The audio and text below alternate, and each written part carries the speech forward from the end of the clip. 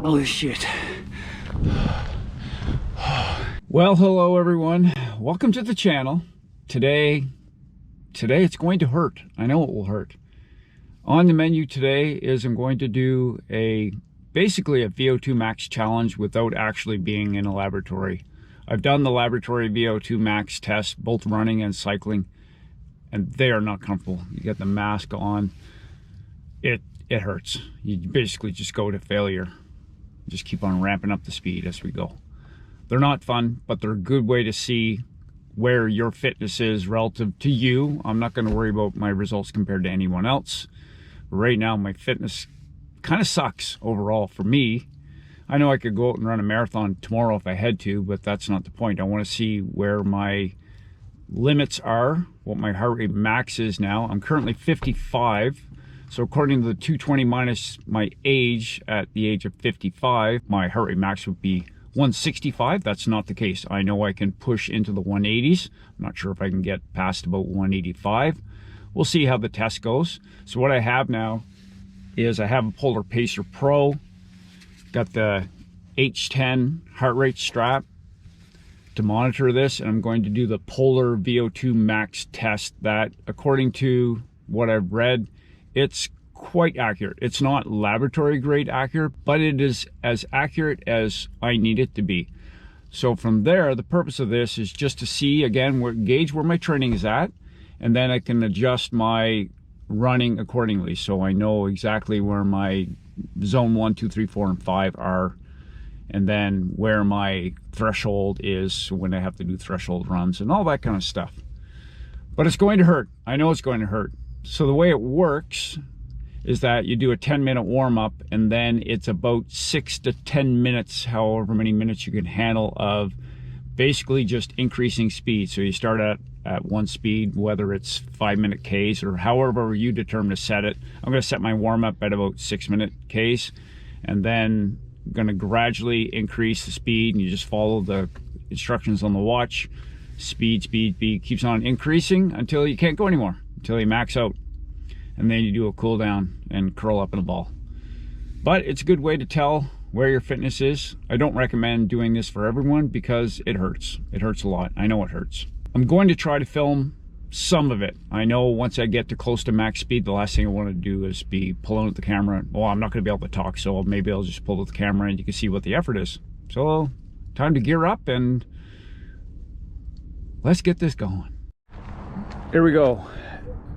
Going to do tests. You can do a walking test, which is not going to get me an accurate result. Cycling test, obviously not at this point in my life. It's not going to be relevant because I'm just running now, no longer doing triathlons. So I'll be doing the running test. And the goal here is just to max out heart rate and see where my results lie. According to Garmin, my VO2 is in the 50s somewhere. It doesn't matter. I could care less about VO2 at this point in my life.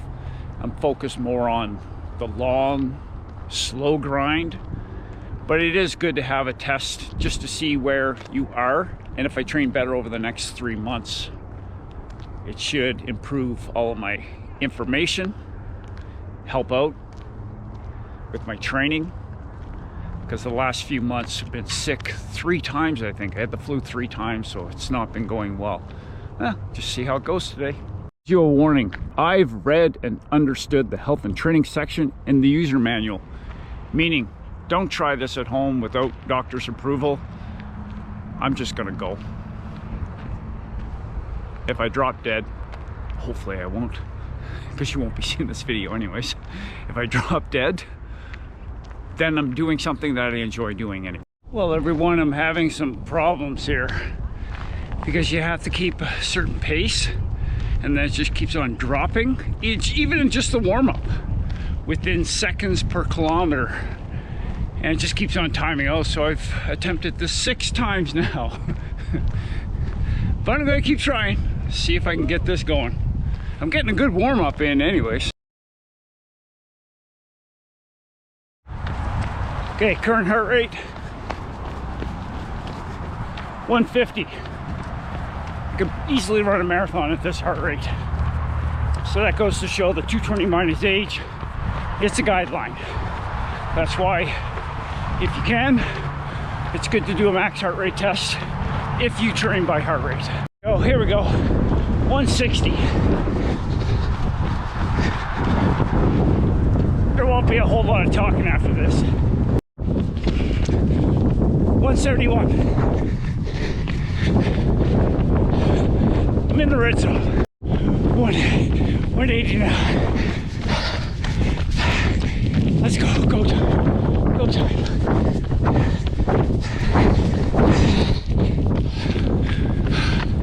Holy.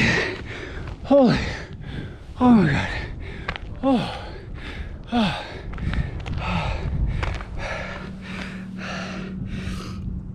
Holy shit.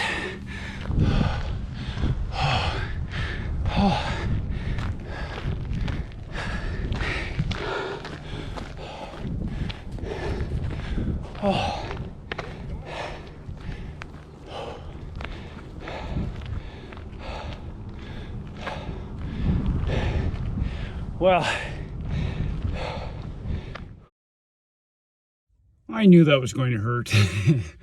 Oh man, yeah, it hurts, but in a good way. Just go out there and just go as hard as you possibly can, where you can just taste the metal in your mouth and everything just starts to shut down your upper body. You just get, you can't get rid of the lactate quick enough out of your body. According to the Polar Flow app, my max heart rate, it went to 189, and that's with the chest strap, so it's just about as accurate as you're going to get. And I'm going to do this in, say, 3 months to see if I can get back into some good training and see what the numbers are there. But I'm going to jump back, go home, and go on the larger screen and just show you a little bit more of the data. Take it for what it's worth. But again, it's good to do a max heart rate test if you can. I would consult your doctor, because you might have an anomaly in your heart that you don't want to be doing a max heart rate test. But it really is the only true way to see where you are, and then you can adjust your heart rate zones accordingly. That's if you train by heart rate. We'll chat in a bit. Thanks, everyone. Here we are back in the Polar Flow app. One thing I must mention about Polar, they have a fantastic web interface, training interface. So I did my warm-up, tried the test with Polar, just wasn't getting a good GPS lock, so I just went out and just basically just did a little bit more of a warm-up, and then just gradually increased my pace until I couldn't run anymore. This little dip here in the pace, that's when I started my actual full-out effort. And then it dipped down here my pace because I had to actually go cross country. The pathway was full of snow, so I couldn't actually run on that. And then I just kept on going until I tapped out. And it looks like I tapped out at 189 beats per minute, 416 watts. Take that for what it's worth, but I'm pretty sure the heart rate is bang on since I've used a chest strap. Another thing I found according to the data was my VO2 was 54, which has not really dropped off that much over the years. Last time I had it tested, I believe I was up around 58 to 60 or so. So not too shabby for this old guy, but I do have a lot of work to do in my running. Thanks for watching, everyone. Get outside.